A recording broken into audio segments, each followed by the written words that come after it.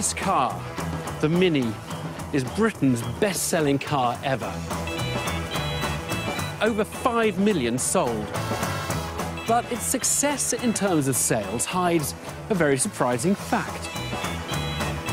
We consumers got a much better deal on buying Minis than we ever should have.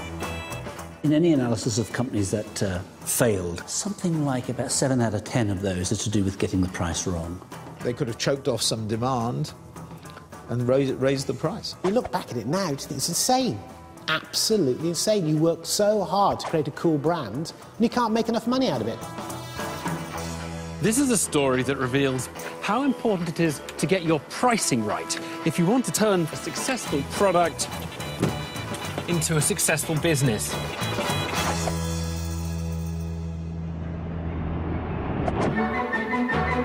In the 1950s, fewer than 1 in 5 families owned a car. More and more consumers aspired to buy one. But the Suez Crisis left Britain without its assured supply of oil, and it dented the demand for the large gas-guzzling vehicles of the time. In the wake of the Suez Crisis, there was a crying need for something which was extremely economical. The cheapest cars on the market were German three-wheeler bubble cars, cheap to buy and cheap to run. Sales tripled in the late 50s, and British car bosses knew they had to win back the initiative.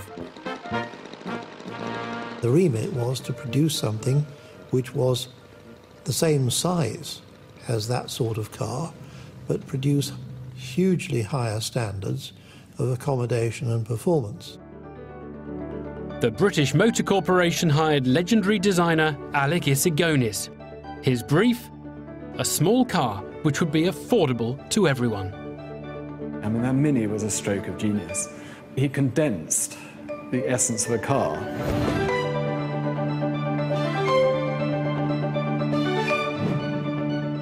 Into something that wasn't extravagant or wasteful in any way.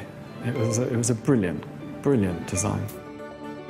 Within a year, Alec Issigonis took his Austin Mini prototype to BMC boss Sir Leonard Lord. I told him, would you like to come for a ride in it? And he said, yes, yes. He brought over for us to try the prototype of the Mini. Now, I drove him at a hell of a speed. I'm sure he was terrified. We were all absolutely bowled over by the swervability, drivability of this amazing skateboard. He got out of the car and he said, go and make it. And I said to him, but look, I'm a designer, not a car manufacturer.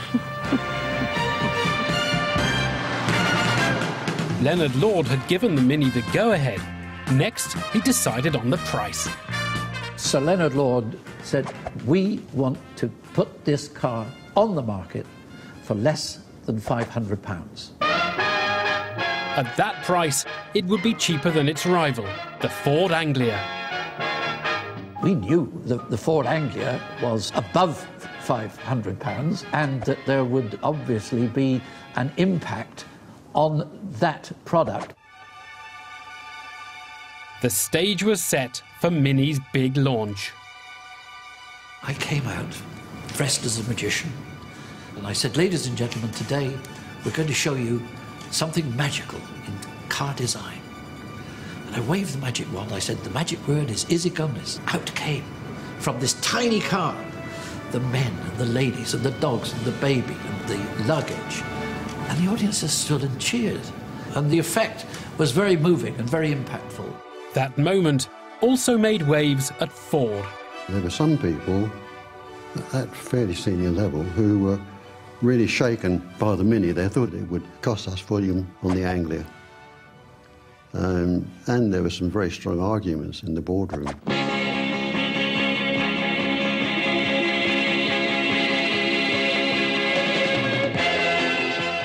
For Ford, things were going to get worse. Tony Ball had another trick up his sleeve, which was to make the Mini the most desirable car on the market. We ensured that personalities like the Beatles, Ringo, and Paul, and John Lennon, and Peter Sellers had the first Minis and were seen in them and talked about. When celebrities started buying them, people said, oh, well, perhaps I should have one then. The Mini attracted a lot of good publicity, and it was really starting to take the market. BMC clearly had a hit on their hands, a car that was both desirable and inexpensive.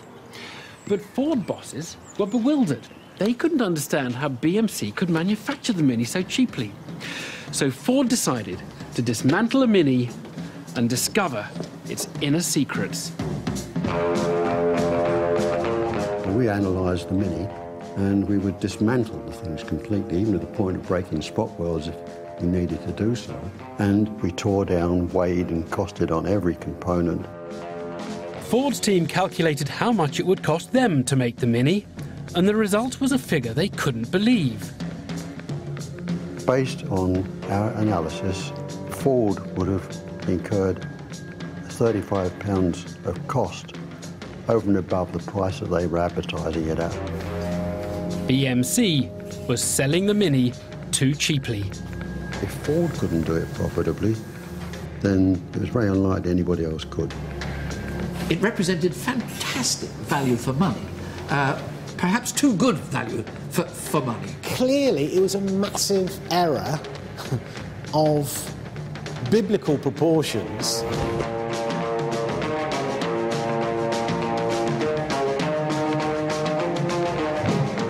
That you've created this icon and you're not making a penny out of it.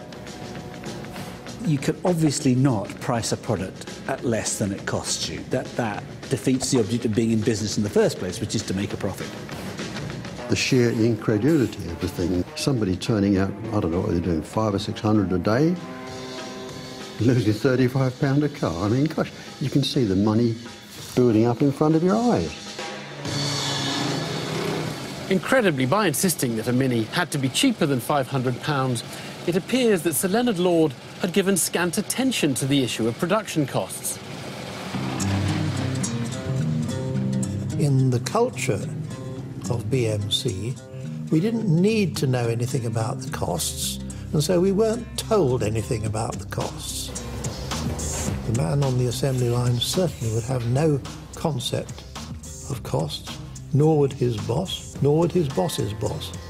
All we had to do was to get the cars out of the factory and built. That's probably a reflection of the late 50s, early 60s management that we had in the UK automobile industry, which was heavily subsidised, was heavily government stimulated at the time, and as a result they produced a wonderful product, wonderful idea, but at too low a price. The goal of a company is not just to sell more, it's to sell more if the money it makes from doing so more than outweighs the money it spends. And that makes pricing an all-important skill in business. It has to marry two things: the cost of the company on the one hand, and the amount that the consumer is willing to pay for a product on the other. He's got it! It's super! People will pay higher for a product that says something about them, which says that I only buy the best cars. So pricing, it's by no means always about making it as cheap as possible.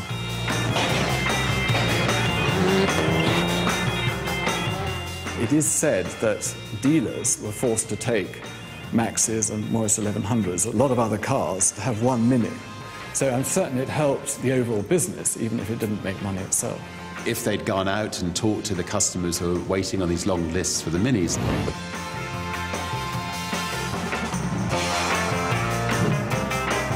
I'm sure they would have found that a lot of them would have been quite happy to pay a little bit more, and the company would have made a lot more money. The thing for me is that it was a wonderful piece of engineering and totally unique and original.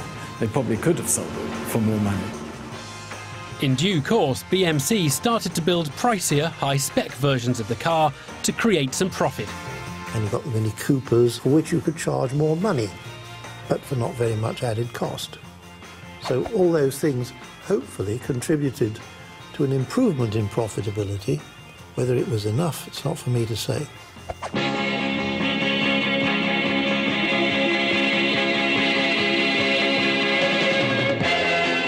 Production of the Mini ended in the year 2000. By then, it was owned by one-time bubble car manufacturer BMW. It went on to launch its own version of the Mini, with prices ranging from £11,000 up to £24,000. It seems unlikely BMW has made the same mistake.